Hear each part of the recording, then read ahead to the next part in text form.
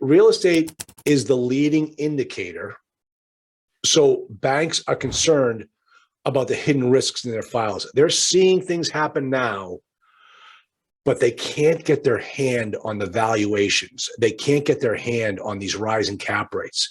And so they see it happening and they're afraid to look in their files and what they have to do, because what's going to happen is the bank examiners, the feds, they're going to come into these banks and start to go through their files.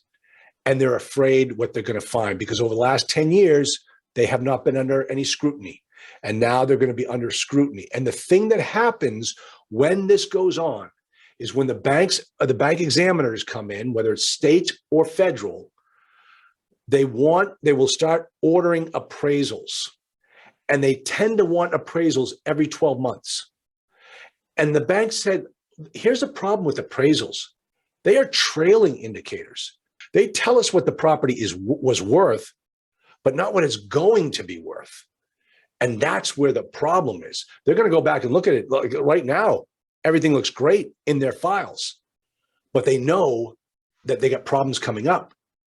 And so these appraisals are meaningless because they can't get their hands on the cap rates.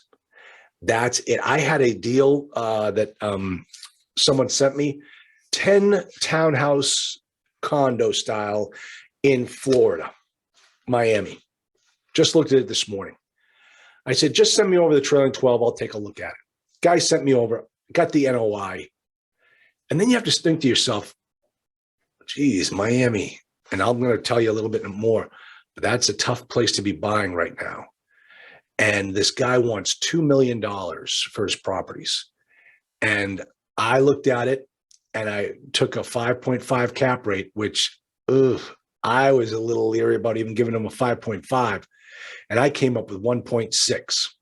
And I called the broker. I said, hey, listen, I don't want to be buying in Miami right now. And I'm not going to pay $2 million on this deal. I used a 5.5 cap and I came up with 1.6. See what your seller says about that. And she came back and said, the seller wants 2 million. I said, well, the seller's not going to get 2 million. He could have got 2 million last year, but he's not going to get it this year. So therein lies the difference, the problem that we're all having as investors.